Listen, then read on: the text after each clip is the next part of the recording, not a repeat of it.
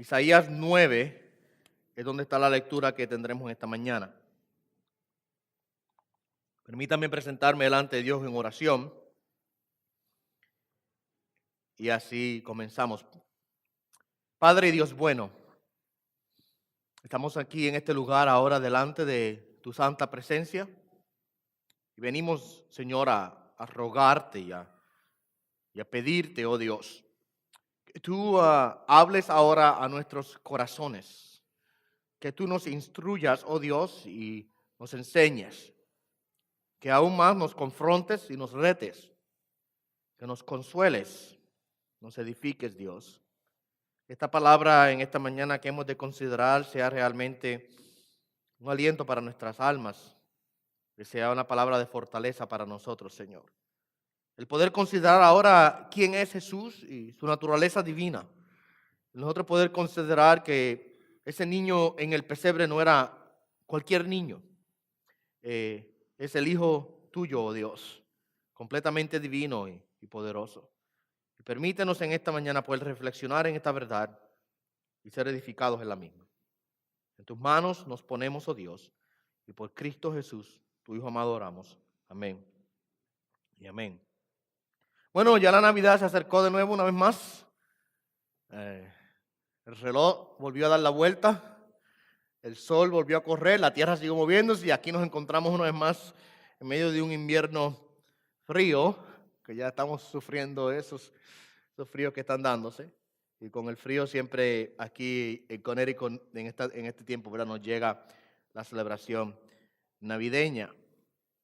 Y junto con la llegada de la Navidad, llega a mi mente y a mi corazón una de mis constantes preocupaciones durante este tiempo.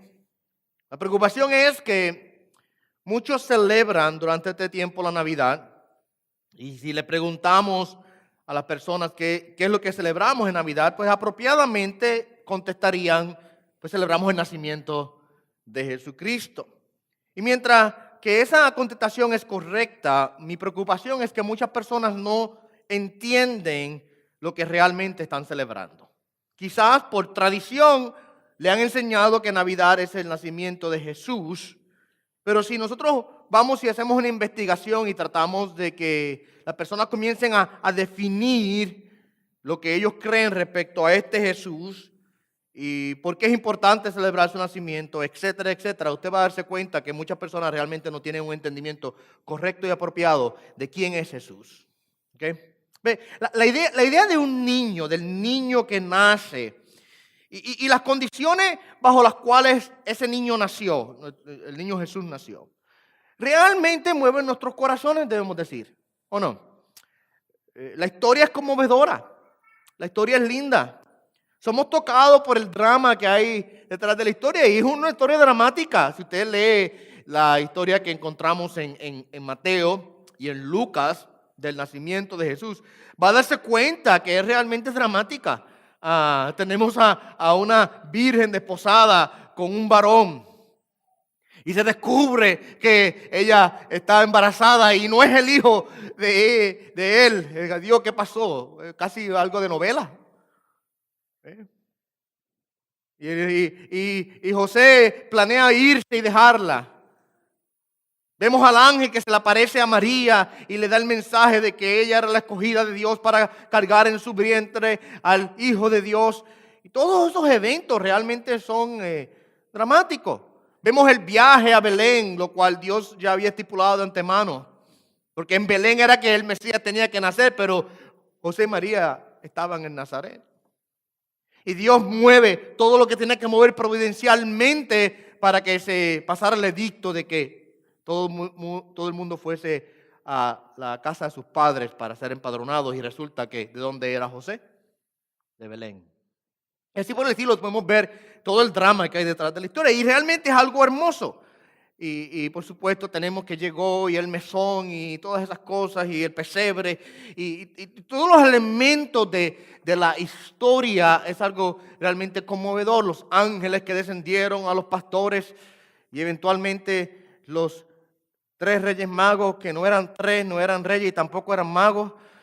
ah, llegando a no al pesebre, porque ellos no llegaron al pesebre, ellos llegaron tiempo después. Pero el punto es que aún esos elementos son conmovedores porque vemos a estas personas que vinieron de lejos para adorar al niño. Mi preocupación es que mientras que muchas personas conocen la historia y quizás se conmueven con la idea del niñito Jesús, lo cual quizás es una frase bastante común, muchas personas realmente no comprenden quién es Él en realidad.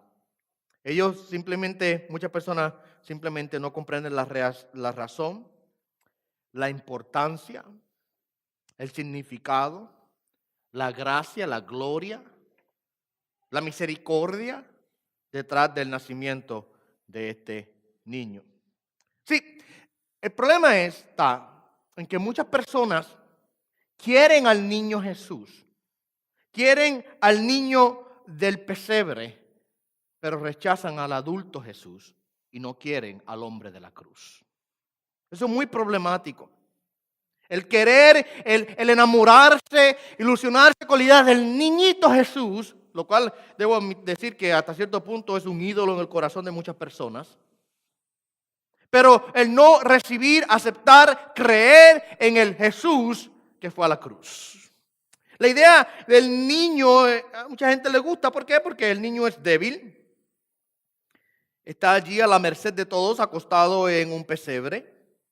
El adulto Jesús entra al templo, toma las mesas, las volca, las tuerce, vacía el templo con un látigo en su mano y saca a todo el mundo de aquel lugar. El niño Jesús no pone mucha amenaza a las personas. No puede hablar. Está solamente allí acostado, envuelto en pañales. El adulto Jesús nos llama al arrepentimiento y nos dice que a menos que no nos arrepintamos, moriremos en nuestros pecados. El niño Jesús es vulnerable y, como dije, está a la merced de todos en aquel lugar. El adulto Jesús dice: nadie puede quitarme mi vida. Yo la pongo y la vuelvo a tomar porque tengo poder para ponerla y poder para tomarla. Pero el niñito quizás está como que inocente allí en aquel lugar. Tuvo que José intervenir para rescatar al niño porque Herodes quería matarlo. Tuvieron que ir a Egipto. Pero Jesús, adulto, tiene control absoluto sobre toda su vida. Ahora, quizás ustedes estarán preguntándose: pastor, ¿usted está en contra de celebrar el nacimiento del niño Jesús? ¿Tiene un problema con eso? No, por supuesto que no. Me encanta el meditar y pensar y celebrar el nacimiento del Maestro. Me encanta este tiempo del año para nosotros poder meditar en estas verdades, aunque debo decir que a veces me causa un poco de estrés la comercialización de la época y que a veces se pierde dentro de todo lo que ocurre, se pierde el mensaje que estamos tratando de celebrar.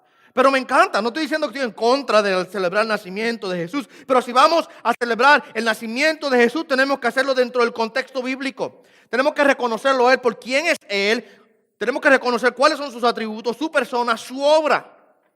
Tenemos que entender las razones por las cuales Él nació, el propósito de su nacimiento. De otra manera, si no hacemos eso, estamos celebrando en ignorancia y estamos celebrando sin entendimiento y lamentablemente podríamos caer en el error que muchas personas caen, que estarían celebrando en idolatría. Porque el niño Jesús se convierte en un ídolo, porque no es el Jesús de la Biblia. Porque lo han robado, le han quitado sus atributos, su persona, su obra, todo lo que es Él. Solamente un niño, el cual la gente lo ponen allí en el pesebre, pero no lo glorifican y lo exaltan por quien realmente es Él. ¿Okay? Así que es importante, mi amado hermano, que nosotros celebremos a Jesús y lo celebremos por quién es Él. ¿Por qué? Porque es importante que si celebramos el nacimiento de Jesús, lo celebremos dentro de todo el contexto de quién es Él. Porque si nosotros no celebramos el nacimiento de Jesús por quien realmente es Él, la persona de Jesucristo, estaríamos entonces robándole sus atributos. Estamos realmente haciendo burla hasta cierto punto. Si la persona ponen el pesebre y al niñito y le encanta la estampa típica de la Navidad, pero ese Jesús a quien celebra no es el Jesús de la Biblia. Eso no es una celebración de la vida de Jesús, es una burla de la vida de Jesús realmente. Porque es ponerlo, es celebrarlo, pero no adorarlo y reconocerlo por quien realmente es Él. El punto que quiero hacer es que si celebramos al niño Jesús, pero no celebramos al adulto Jesús. Si celebro al niño, pero no le sirvo al adulto Jesús, estoy básicamente burlándome de Él. Estoy diciéndole que quiero celebrar su nacimiento, pero no quiero obedecer sus mandamientos. Y como dije, aún más, es realmente idolatría celebrar su nacimiento sin celebrar la cruz. Porque si todo lo que yo hago es celebrar al Jesús en el pesebre, entonces lo que he hecho es un ídolo de mi corazón, porque no estoy celebrando el verdadero Jesús que fue aún hasta el Calvario. El verdadero Jesús no era solamente un niño, sino que Él llegó hasta el punto de muerte de cruz. Él fue a conquistar la cruz, la muerte, a pagar por nuestros pecados, y hoy está sentado, exaltado a la diestra de nuestro Dios y Padre Celestial, en donde es glorificado eternamente y para siempre. Lo que estoy queriendo decir es que si quiero celebrar el niño, tengo que celebrarlo dentro de todo el contexto de quién es Él. ¿Okay? Para eso ahora, yo quisiera que nos plantásemos en Isaías capítulo número 9. Isaías 9 es una porción muy interesante que nos habla un poco acerca de la persona de Jesucristo y quién es Él. Y realmente voy a comenzar en los versos finales del capítulo 8. Así que se pueden ir ubicando por ahí más o menos en el capítulo 8, verso 19 al 22. Isaías es un libro interesantísimo. Algunos datos generales interesantes de Isaías es que la Biblia tiene 66 libros y Isaías tiene 66 capítulos. Isaías es el libro que más profético, que más habla acerca del Mesías. Muchos conocen a Isaías como el profeta mesiánico. Constantemente a través del libro de Isaías vemos diferentes profecías acerca del Mesías que vendría. Dentro del lenguaje de Isaías se le conoce como el siervo del Señor. Es el título que se le da, el siervo del Señor. Y uno de los capítulos más famosos quizás de Isaías es el capítulo 53, en donde encontramos los sufrimientos del siervo del Señor, o sea, el sufrimiento que el Mesías pasaría. Pero en esta porción de Isaías, ya en el capítulo 7 le ha hecho mención del niño que nacería. Y en el capítulo 9 él vuelve y lo menciona. Pero quisiera comenzar en el 8 porque hay un contexto que quiero que tengamos en nuestra mente para entender bien el contexto de esta profecía. Si usted conoce algo de la historia de Israel, es que Israel constantemente era una nación o fue una nación que se arrepentía y volvía a caer en pecado. Dios los castigaba, se arrepentía y volvía a caer en pecado. Y así constantemente usted ve un ciclo vicioso en la nación de Israel, donde ellos constantemente estaban teniendo que ser castigados por Dios, corregidos por Dios debido a su constante desobediencia. Una de las cosas que Dios hizo para castigar al pueblo de Israel fue enviarlos en el exilio. Usted conoce un poco de la historia de Israel, usted va a descubrir, a saber que otras naciones extrañas vinieron y conquistaron a Israel y se los llevaron como prisioneros. Los asirios fueron los que tomaron conquista del reino del norte, específicamente esa área de Galilea al norte, donde Jesucristo comenzó su ministerio. Y ellos recibieron el castigo de Dios por parte de los asirios que vinieron a castigarlos. Ahora, ¿por qué Dios hace eso? Dios hace eso porque el pueblo había caído en un pecado serio y se habían apartado de Dios. Mira lo que dice el verso 19 del capítulo 8 de Isaías, hasta el verso 22. Y cuando os digan consultar a los mediums y a los adivinos que susurran y murmuran, decid, ¿no debe un pueblo consultar a su Dios? ¿Acaso no consultará a los muertos por los vivos, a la ley y al testimonio? Si no hablan conforme a esta palabra, es porque no hay en ellos amanecer. Y pasarán por tierra oprimidos y hambrientos, y sucederá que cuando tengan hambre se enojarán y maldecirán a su rey y a su Dios, volviendo su rostro hacia arriba. Después mirarán hacia la tierra y he aquí tribulación y tinieblas y lobreguez y angustia y serán lanzados a la oscuridad. Lo que había pasado al pueblo de Israel es que se habían olvidado de Dios, se habían tornado a la idolatría, como usted ve ahí, aún se habían tornado a los adivinos en vez de al verdadero Dios. Muchos habían olvidado la palabra de Dios y se habían tornado al error y a la idolatría. Y está Dios teniendo que lidiar con ellos. Se habían rebelado en contra de Dios y por consecuencia vivían vidas constante angustia y oscuridad. Se rebelan en contra del Creador y en vez de arrepentirse y tornarse al Creador para que los levante, se rebelan y con rebeldía prácticamente lo maldicen. Mira lo que dice el verso 21 y 22. Dice que pasarán por la tierra oprimidos y hambrientos y sucederá que cuando tengan hambre se enojarán y maldecirán a su rey y a su Dios volviendo el rostro hacia arriba. ¿Usted sabe? Ese es lo que está queriendo decir. Una actitud de rebeldía. Dios mío. ¿Por qué tú me dejas estas cosas? ¿Ves? Están tratando de levantarse. Después mirarán hacia la tierra y tribulación, tiniebla, lobreguez, angustia. Serán lanzados a la oscuridad. ¿Saben qué? Hasta cierto punto esta es una ilustración de la condición en la que el hombre vive. Sí, esto tiene un contexto histórico, por supuesto, en el pueblo de Israel. Pero yo creo que podemos extraer de aquí una aplicación general para toda la humanidad. ¿No es esa la condición en la cual todo el mundo vive?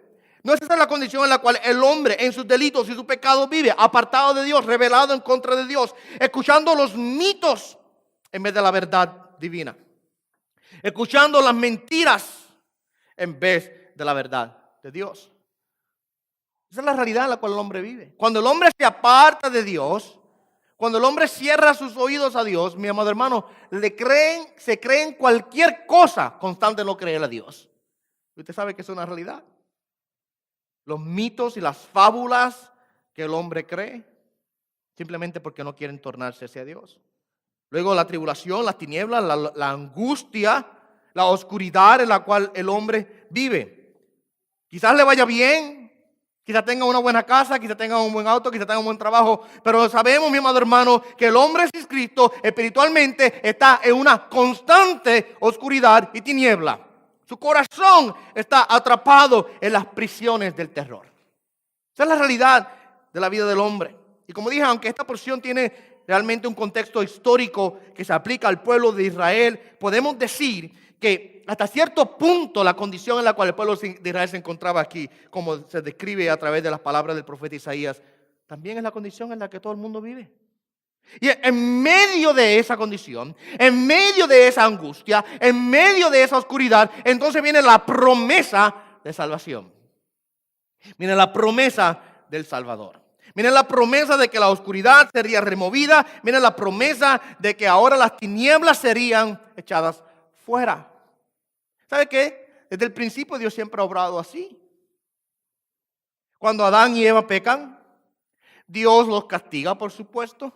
Pero ¿qué hace Dios en medio del castigo que les está dando? Les da la promesa de que vendría un redentor. Y allá en Génesis 3, verso 3, capítulo 15, verso 15, nos habla claramente de que vendría uno, simiente de la mujer, que aplastaría la simiente de la serpiente. La promesa de un redentor que vendría. En el momento más oscuro de la vida de Adán y Eva, el momento en el cual están siendo juzgados por Dios por su pecado, allí Dios les promete un Salvador.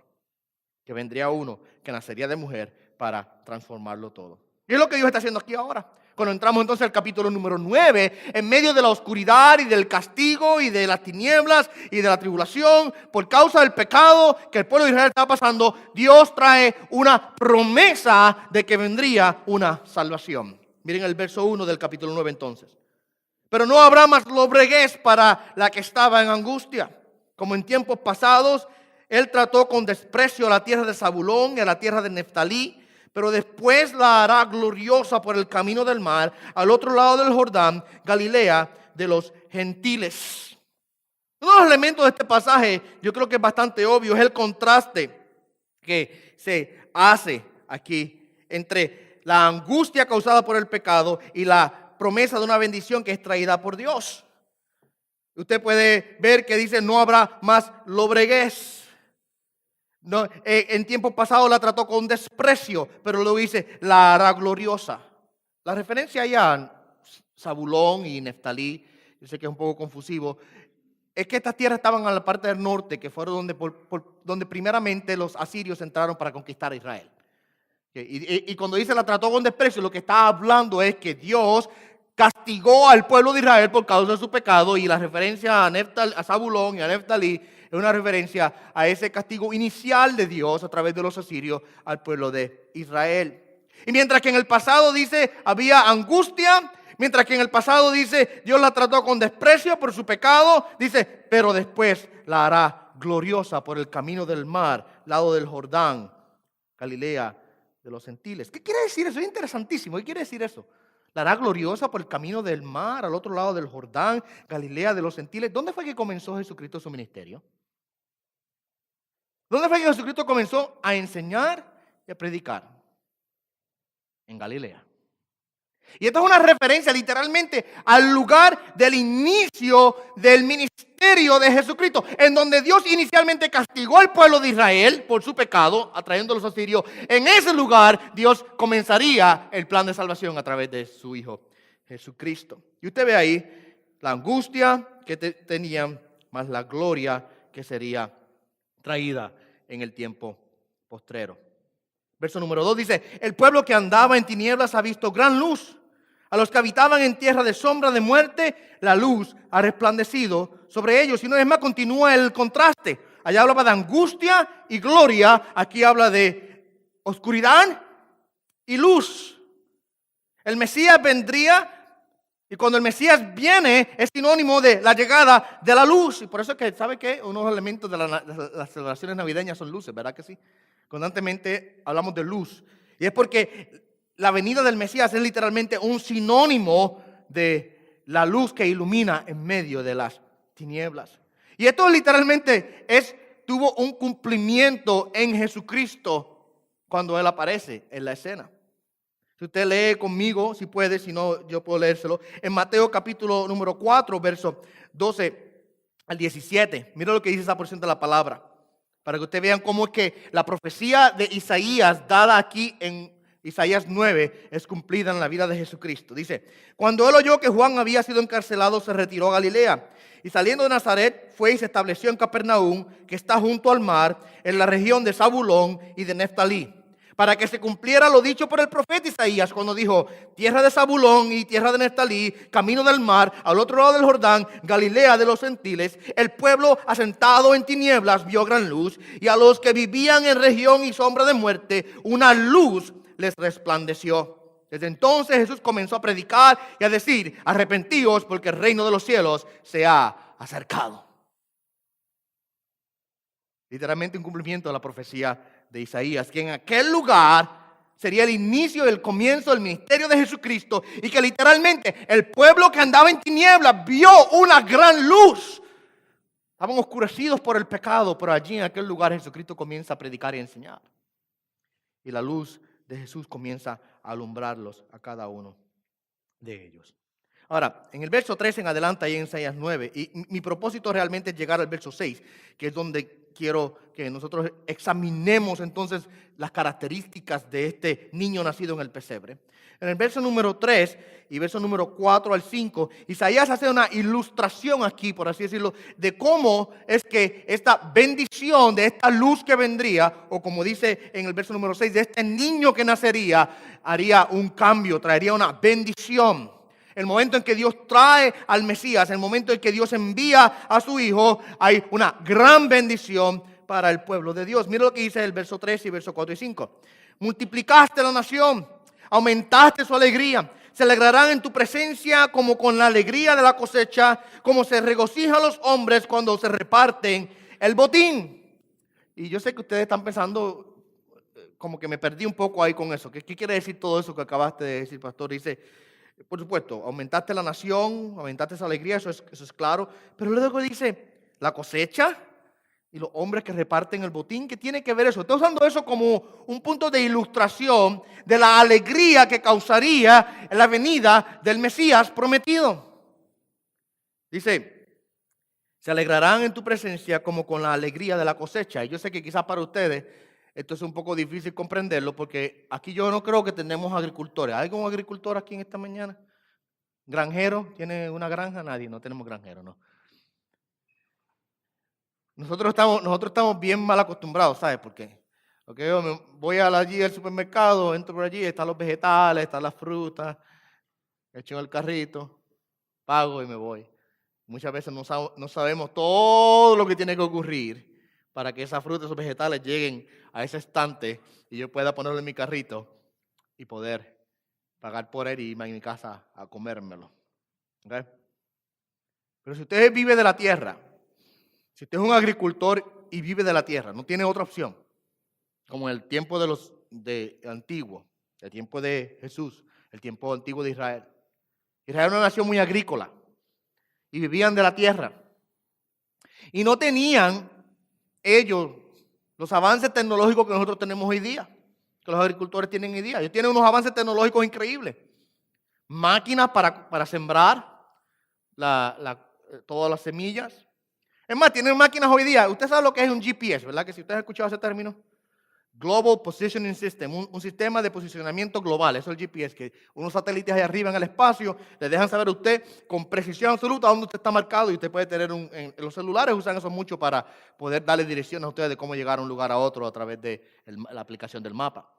Hay agricultores hoy día que tienen sistemas de posicionamiento global en sus máquinas para que ellos puedan conducirla bien derechito dentro del campo, para que entre más derecho ellos pueden conducir sus máquinas y hacer el plantío, más tierra ellos pueden usar más apropiadamente, ahorran tierra, pueden producir más frutos más grandes y lo demás. Hoy día vivimos en ese tiempo, pero en aquel tiempo no era así. En aquel tiempo el agricultor tenía que ir a mano, tenía que arar primero la tierra, con el toro, con los demás. Y después de ararla, entonces tenía que plantarla. Entonces lo que le pasaba era, miren, esto es interesante. Él empezaba a plantarla, pero a lo que la terminaba de plantar, ya quizás probablemente las primeras semillas están comenzando a brotar. Que esas son las primicias, dicho sea de paso, usted no lo sabía.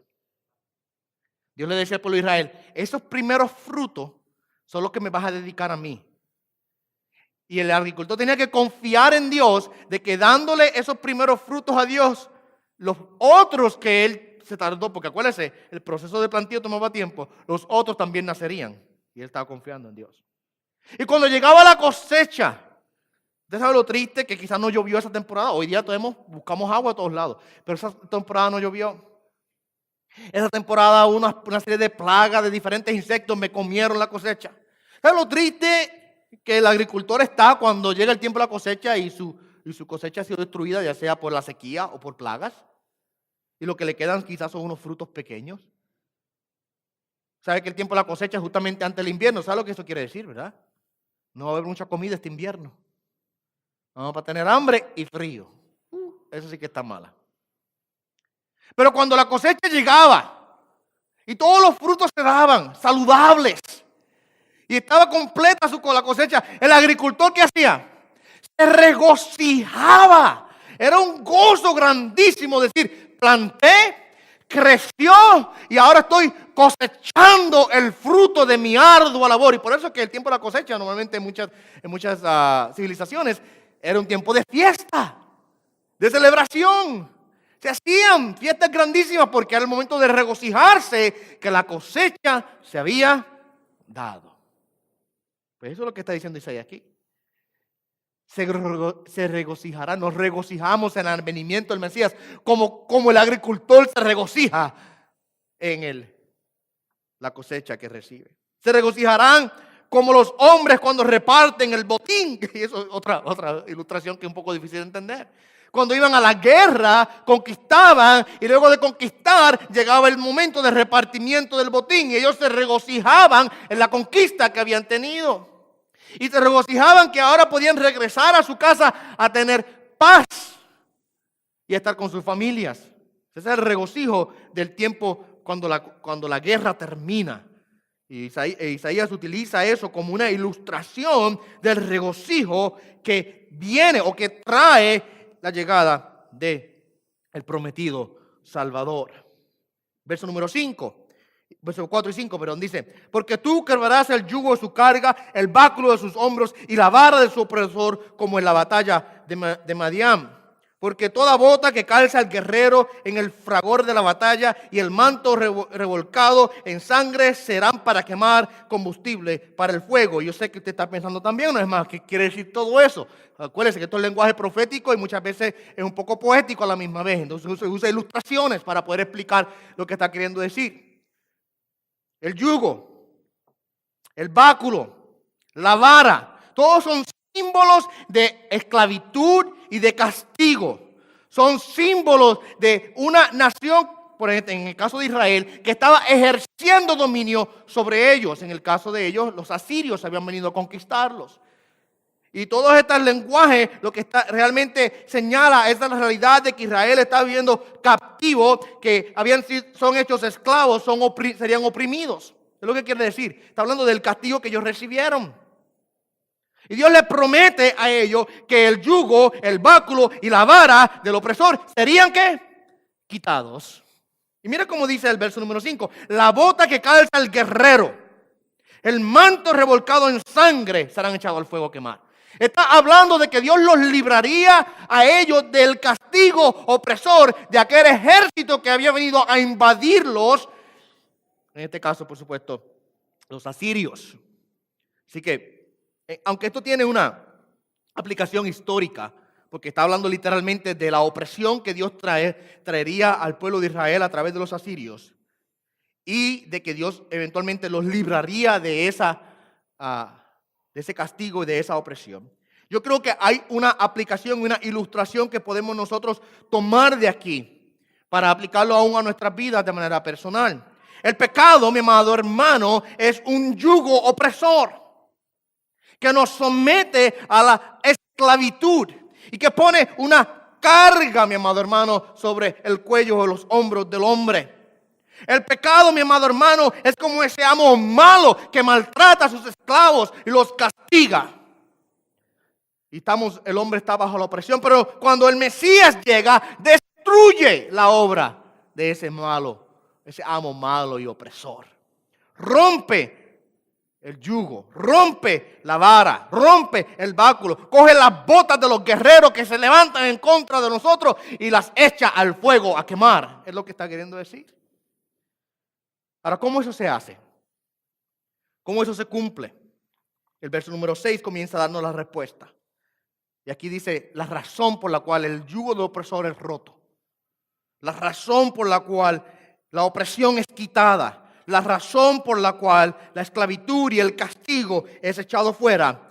El verso 6 dice, porque un niño nos ha nacido. Ahí está la razón. Porque un niño nos ha nacido. Un hijo nos ha sido dado. Note las palabras que Isaías utiliza ahora. Dice, un niño nacido, un hijo dado. Estas dos palabras hacen referencia tanto a la humanidad como a la divinidad de Jesucristo.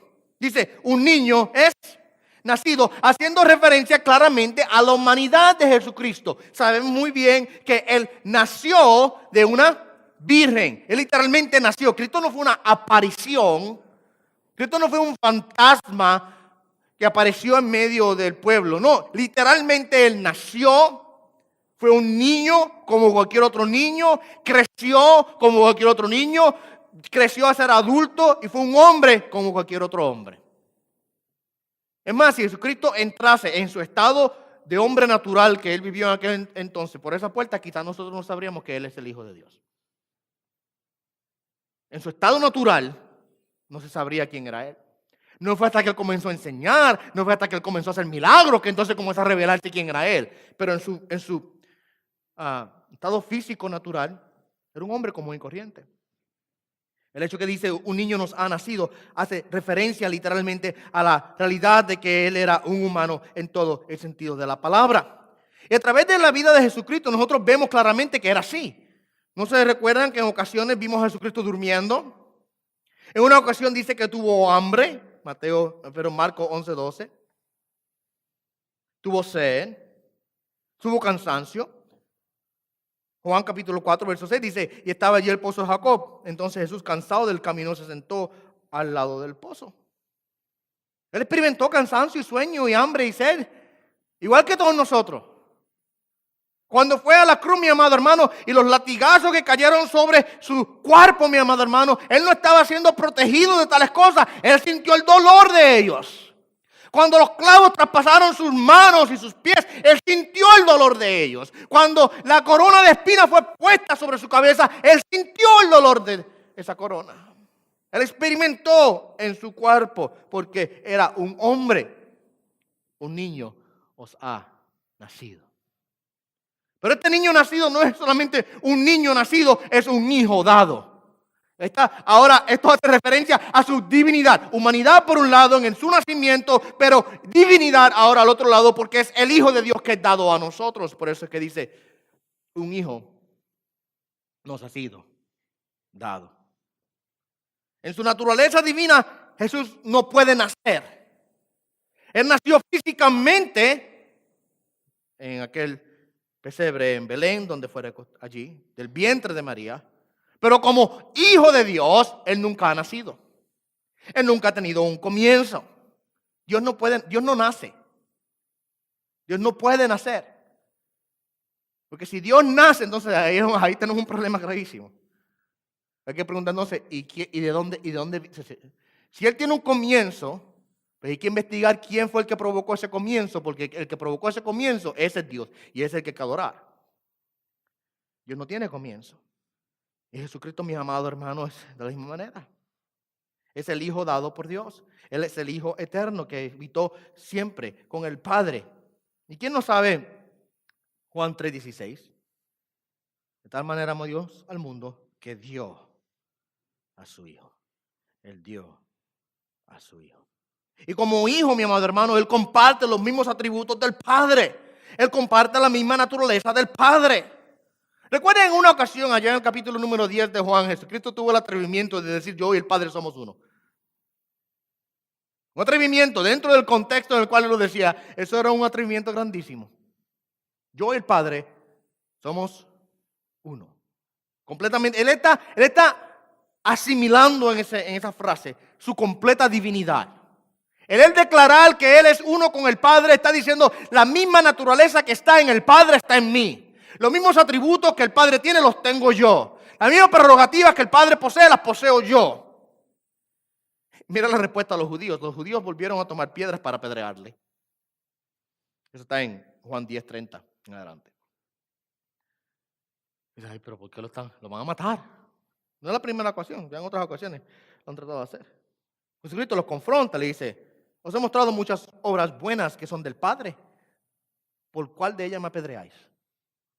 He hecho muchas cosas buenas. Y ustedes ahora están cogiendo piedras para matarme. ¿Por cuál de esas cosas buenas ustedes me quieren matar? La respuesta de los judíos es interesantísima. Ellos le contestan, no te apedreamos por ninguna obra buena, sino por blasfemia. Porque tú siendo hombre, te haces Dios. La declaración de yo y el Padre somos uno. Los judíos entendieron qué es lo que estaba queriendo Jesús decir. Yo comparto la misma naturaleza de el Padre. Un niño nos ha nacido, un hijo nos ha sido dado. Esta es una elaboración más extensa de algo que ya Isaías ha hablado allá en el capítulo número 7. Si ustedes recuerdan, en el capítulo 7, verso 14, es otro verso que ustedes se lo saben de memoria, cuando se lo lea, ustedes van a decir, sí, yo me acuerdo de ese verso. Por tanto, el Señor mismo os dará una señal. He aquí, una virgen concebirá y dará a luz un hijo y le pondrá por nombre Emmanuel. Yo creo que hasta cierto punto Isaías 7:14, Isaías 9:6 van bastante ligados uno al otro. El que nace de la virgen allá en 7:14 y 7:14 es el niño que nace, el hijo que nos es dado de Isaías 9:6. Y es una expansión, como dije, de eso. Porque el niño que ha nacido es el que nació de la virgen. El hijo que nos ha dado es el Emmanuel, Dios con nosotros. ¿Okay? Ahora, Isaías procede a darnos ciertos nombres por el cual este niño será conocido. El nombre en este caso, son descriptivos, son nombres descriptivos, que nos deja entender a nosotros elementos de la naturaleza, del carácter de la persona de este niño. Lo primero por lo cual Isaías lo llama es que él será un admirable consejero. Admirable consejero o un consejero admirable. Dice, nos da 4 nombres. Admirable consejero, Dios poderoso, Padre eterno, príncipe de paz. Observemos cada uno de estos 4 nombres para ir viendo los elementos de las características de este niño que ha de nacer. El primero dice, él es un admirable consejero. Y esto hace referencia a la sabiduría y el conocimiento absoluto de nuestro Señor Jesucristo. Él poseía todo entendimiento. Él posee, debo decir, no en pasado debo decirlo, sino en presente. Él posee todo el conocimiento. En Él está oculta toda la sabiduría, mi amado hermano. ¿Se recuerdan en ocasiones que Él iba a enseñar? Esto pasó en varias ocasiones. Y enseñando, el pueblo se admiraba por las palabras de Jesús. O sea, ¿de dónde obtiene esta sabiduría y estos poderes milagrosos que él posee? Una de mis quizás historias preferidas en el Evangelio de Juan es cuando los fariseos envían a Jesucristo, a los alguaciles a arrestar a Jesús. Está en el capítulo número 7. Y allí ellos van a arrestarlo. Pero cuando llegan a arrestarlo se encuentran con un problema gravísimo. Van, tratan de arrestarlo, pero se regresan con las manos vacías.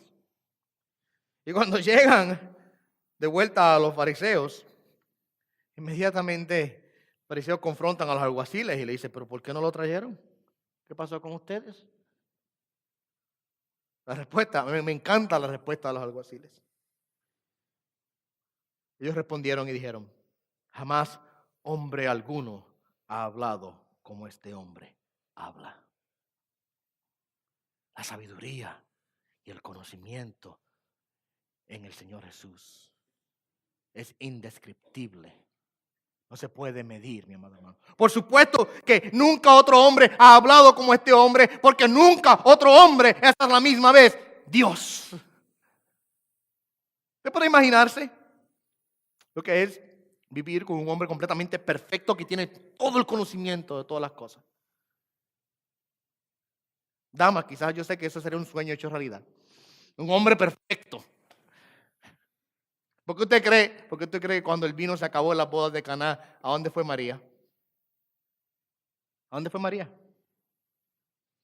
A su hijo. ¿Por qué? ¿Quién era el que resolvía las cosas en la casa siempre? ¿Quién era el que tenía siempre la respuesta para todos los problemas en el hogar de María? Jesús. Nunca, mi amado hermano, había una pregunta que él no pudiese contestar. Nunca había una situación que él no pudiese resolver. Él tenía respuesta a todas las cosas. Todo. Ni los científicos y estudiosos más grandes en este mundo, mi amado hermano, se le acercan al nivel de entendimiento, sabiduría y conocimiento que nuestro Señor Jesucristo tiene.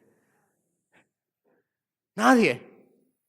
Aún esos astrofísicos y químicos y doctores que tratan limitadamente de explicar todos los elementos de la creación, Jesucristo se les ríe en la cara y le dice, yo sostengo esas cosas en mi mano. Yo entiendo todas las matemáticas que puedan existir respecto a todo el orden creado porque yo fui quien lo ordené. El conocimiento absoluto de nuestro Señor Jesucristo, su perfecta sabiduría. Por eso lo hacen a Él un admirable consejero. No hay nada que Él no pueda resolver y no hay pregunta que Él no pueda contestar. Lo otro que nos dice es que Él es Dios poderoso o Dios fuerte. Él es un Dios poderoso.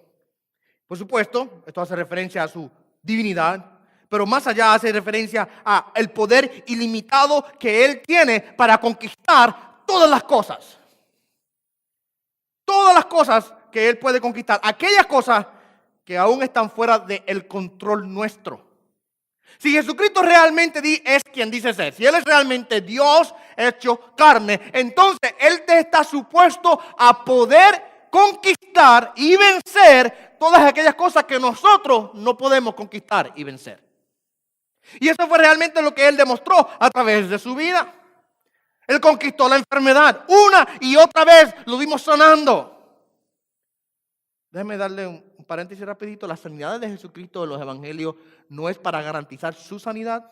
Mucha gente malinterpreta que si Jesucristo sanó durante sus 3 años de ministerio es porque Él quiere que nosotros estemos siempre sanos. Eso no es una realidad. Porque si eso fuera una realidad, entonces tenemos un problema teológico bien grande con otras porciones de la Escritura. Y tenemos un problema bien grande con Pablo, que él mismo dice que le pidió 3 veces a Dios que le fuera quitado el aguijón que tiene en la carne. Y Dios le dijo, no, aguántate, mi hijo, bástate mi gracia. Que mi gracia sea suficiente. Los milagros de Jesucristo no son garantía de nuestra sanidad. Los milagros de Jesucristo apuntan a su divinidad. Esa es la razón por la cual los hizo. Para demostrarle al mundo entero que Él tiene control absoluto sobre todo tipo de enfermedad. Milagros creativos. Increíble pensar que un hombre tuviera el poder para hacer tal cosa. Yo quisiera poder tener ese poder. ¿Usted sabe qué? Si yo tuviera el poder que Jesucristo tenía para hacer esos milagros, no estaría aquí predicándolo a ustedes quizás estaría en el hospital, sanando a los niños de cáncer y levantando gente de las camas. Nosotros sabemos muy bien que ese poder solamente reside en la persona de Jesucristo, en la persona de Dios. Él es el único que tiene ese poder. Él demostró poder que tenía para sanar a todas las cosas. Mira lo que dice Mateo 8:16. Y al atardecer le trajeron muchos endemoniados y expulsó los espíritus con su palabra y sanó a todos los que estaban enfermos. Esa es la otra cosa, que Jesucristo es realmente Dios, tiene que poder demostrar que Él no solamente tiene poder sobre la enfermedad, tiene poder también sobre ¿quién? Sobre los demonios, cosas que yo no tengo control. Yo no tengo más poder que los demonios. El que le diga contrario, mi hermano, le voy a avisar. Cristo tiene poder sobre los demonios. Josué no, Cristo tiene poder sobre los demonios. ¿Okay? Ellos operan en un ámbito y un nivel bien diferente a nosotros, a una dimensión diferente a la nuestra, por encima de nuestro están. Por eso es que la batalla, mi amado hermano, nuestra, aunque sí es contra todos esos principados, no es por nosotros, sino por ¿quién? Es Cristo el que los vence realmente. Si Cristo tuvo que demostrar poder sobre los demonios, por eso es una enfermedad. Y mira lo que dice Mateo 8:16. Él expulsó los demonios y sanó a todos los enfermos. Si Cristo realmente es el Hijo de Dios y Él es divino, tiene que también tener control sobre la naturaleza. ¿Cuántas veces nosotros quisiéramos decirle al clima, aguántate ahí, no lluevas más? Y cuando llega esa tormenta de nieve, quisiéramos decirle a la tormenta, derrítete ya, calienta. Y especialmente en este tiempo, que yo sé que ustedes esta mañana salieron por la casa esta mañana y sintieron esa brisa fría dándole en sus caras. Y usted decía, ay Señor, pero ¿por qué a mí? Y usted quisiera poder decirle, calienta. Y en un instante se calentase todo, ¿verdad? Nosotros no tenemos poder sobre esas cosas. Pero si Jesucristo es realmente quien dice ser, Jesucristo debe tener poder sobre esas cosas. Y claramente lo demostró. Ustedes se recuerdan que en una ocasión Él estaba con los discípulos en la barca, en el capítulo 8 de Mateo nos habla de esto, y estaba durmiendo, la tormenta se enciende, bien poderosa, y la barca parecía que se iba a hundir, y los discípulos, Señor, nos vamos a morir todos. Los reprende, ay, qué poca fe tienen ustedes. Y se levanta y ordena al viento y a la mar que callasen, que enmudeciesen, que se tranquilizasen, y en un instante completamente cesó. La maravilla en los ojos de los discípulos fue evidente cuando ellos preguntaron, ¿quién es este que aún los vientos y el mar le obedecen?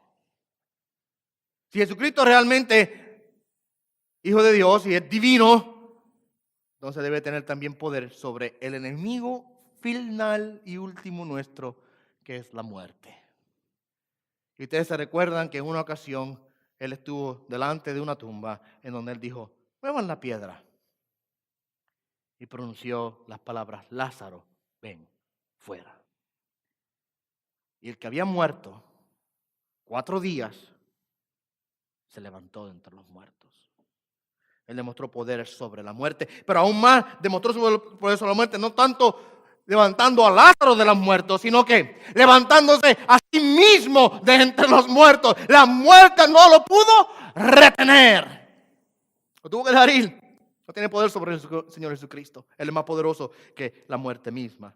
Él es Dios poderoso. porque tiene control absoluto sobre todas las cosas que nosotros no podemos controlar, sobre la enfermedad, sobre los demonios, sobre la naturaleza y sobre aún la muerte misma. Dice Isaías que Él es Padre eterno, el otro nombre que le da, Padre eterno. Yo sé que puede ser un poco confusivo porque si estamos hablando de Jesús, el Mesías es el Hijo, ¿por qué llamarlo Padre eterno? Hay como una confusión, entonces será, está hablando del Padre, pero está hablando del Hijo. ¿A qué se hace referencia cuando dice Padre eterno? Por supuesto, entendemos que Jesucristo claramente dice que Él y el Padre son uno. Jesucristo es la imagen del Padre, Él es el representante oficial del Padre. El que quiere ver al Padre tiene que ver al Hijo, el que ve al Hijo ve al Padre. ¿Entendemos eso? Y que hasta cierto punto podemos decir que entonces Jesucristo es el Padre en el sentido de que Él es quien viene a hablar y a revelar y a representar al Padre. Pero creo que va más allá de esto, mi amado hermano. Lo que Él está hablando es de esa cualidad que el Mesías tiene en respecto a su pueblo. Esa actitud que Él tiene hacia aquellos que le sirven. La actitud de un padre amoroso y condescendiente que tiene misericordia por sus hijos. Que guarda, protege y provee por los suyos. Es lo que quiere decir. Él es nuestro Padre eterno en el sentido de que Él es nuestro Señor y Él asume ahora la posición de nuestro protector y proveedor. Miren lo que dice Isaías 63:16. Dice, porque tú eres nuestro Padre, aunque Abraham no nos conoce ni nos conoce Israel. Tú, oh Señor, eres nuestro Padre. Desde la antigüedad tu nombre es nuestro Redentor. Él toma esa posición de nuestro guardador y nuestro protector. Salmo 103, verso 13 dice, como un padre se compadece de sus hijos, así se compadece el Señor de los que le temen. Cuando dice Padre eterno, realmente lo que yo creo que está diciendo es esa compasión, amor, misericordia que el Padre tiene por sus hijos. El Señor Jesús la tiene por nosotros. Como un padre se compadece de sus hijos, así se compadece el Señor de los que le temen. Esta cualidad de Padre es algo que Él ha tenido eternamente, por eso le dice, Él es un Padre eterno. El Mesías es el Padre eterno.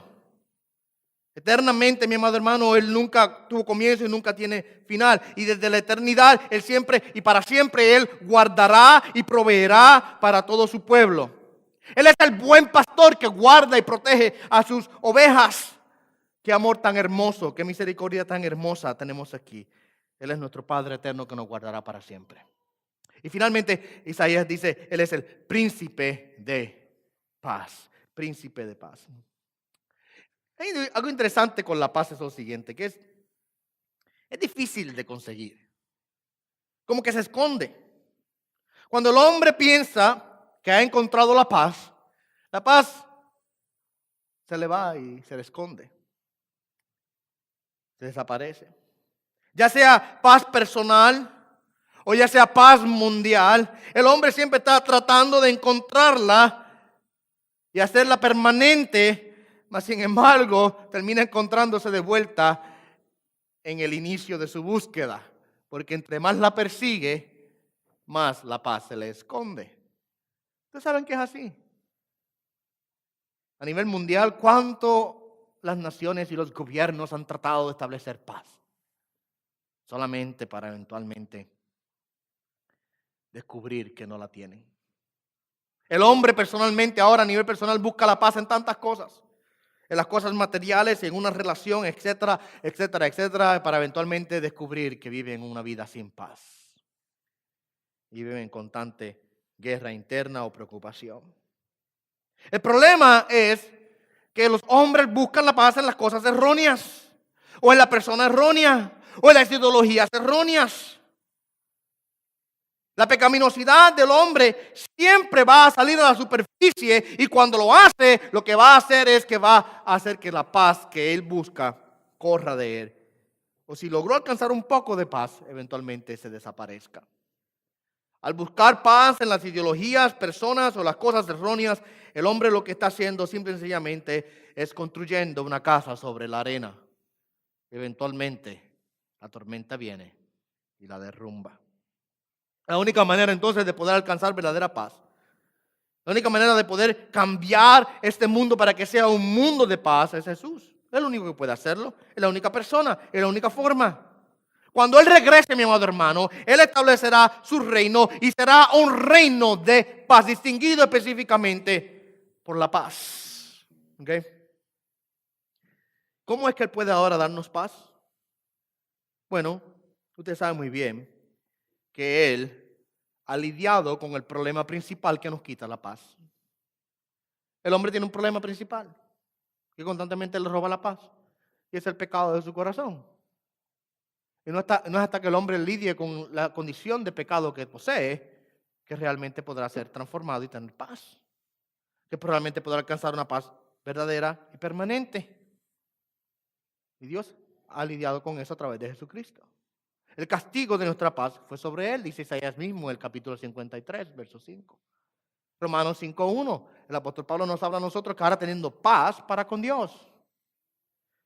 Habiendo sido justificados por la fe, tenemos paz para con Dios. Cristo ha lidiado con el problema que nosotros teníamos del pecado. Y una vez ese problema es quitado, podemos tener una paz verdadera. Y para cerrar ya, en el verso número 7, Isaías nos dice que este niño que es nacido, este hijo que nos es dado, que es nuestro admirable consejero, nuestro Dios poderoso, nuestro Padre eterno, nuestro príncipe de paz, Él tendrá un reino eterno que nunca tendrá fin. Verso 7 dice: el aumento de su soberanía y de la paz no tendrán fin sobre el trono de David y sobre su reino, para afianzarlo y sostenerlo con el derecho y con la justicia desde entonces y para siempre. El celo del Señor de los ejércitos hará esto. ¿Sabe que uno de los problemas de los reyes de la tierra era el siguiente? Luchaban y luchaban para establecer su reino. Establecían su reino, y cuando por fin lograban establecer su reino, se descubrían ellos que las canas se habían apoderado de sus cabezas. Los huesos ya no soportaban como antes. Y el escudo, la espada que usaron para poder establecer su reino, ahora se hacía muy pesado para ellos poder cargarlos. Y entonces venía otro, con un escudo y una espada quizás más fuerte o más grande, y conquistaba su reino. Y lo que él había luchado por parlamentar y establecer era eventualmente deshecho. O la muerte tocaba a sus puertas y venía su hijo heredero que establecía ahora su reino. Muchas veces el reino del hijo no seguía los ideales del reino del padre.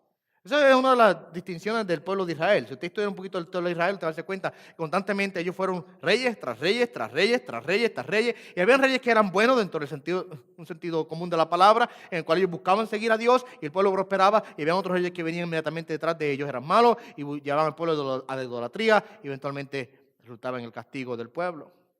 Pero ningún reino en el pueblo de Israel y ningún reino aquí en la tierra dura para siempre. Ya sea porque la muerte llega y toca a las puertas, o porque simple y sencillamente otro más poderoso que él viene y lo reemplaza y toma su lugar. Y los reinos terrenales son efímeros y no permanecen para siempre. Pero el reino de Jesús, cuando Él lo establezca eternamente, ya lo está estableciendo espiritualmente aquí, pero eventualmente Él establecerá un reino completo, en todo el sentido de la palabra, en donde Él ahora dominará sobre toda la tierra. Y todas las naciones, todo el mundo estará bajo el reinado del Señor. No será un reino temporero, no será un reino que va a poder ser reemplazado por otro, no será un reino que puede ser ahora destruido por otro que sea más poderoso o que tenga más recursos, que tenga una espada más grande, un escudo más grande. Va a ser un reino literalmente eterno, porque será un reino, mi amado hermano, en donde la paz reinará. Un reino que será establecido en el derecho y en la justicia, en la santidad y en la rectitud. Es el reino de nuestro Señor Jesús. Es la promesa que Dios le hizo a David. Si usted estudia un poquito acerca de la vida de David, usted sabe que Dios le prometió a David que eventualmente su reino, su trono sería establecido para siempre. ¿En quién se establece el trono de David para siempre? En Jesucristo, que es el cumplimiento de la promesa que Dios le hizo a David. Allá en 2 Samuel 7:16, Dios le hizo esa promesa. Y en Lucas 1:32 al 33 habla del cumplimiento de esa promesa. Dice: este será grande y será llamado Hijo del Altísimo, y el Señor Dios le dará el trono de su padre David y reinará sobre la casa de Jacob para siempre, y su reino no tendrá fin. Lo que quiero que nosotros esta mañana entendamos es que si vamos a celebrar al niño que nació, tenemos que celebrarlo por quien realmente es Él. No podemos celebrar genuinamente el nacimiento de Jesús si no celebramos al Jesús genuino. Tenemos que entender quién es Él. No podemos celebrar al niño en el pesebre si no celebramos al hombre de la cruz. Entendamos estas cosas, mi amado hermano. Y si vamos a regocijarnos en su nacimiento, regocijémonos en todo lo que ese nacimiento representa, que eventualmente es aquel que crecería para destruir la muerte y para reinar eternamente. Inclinemos nuestro rostro. Qué bueno eres, Dios.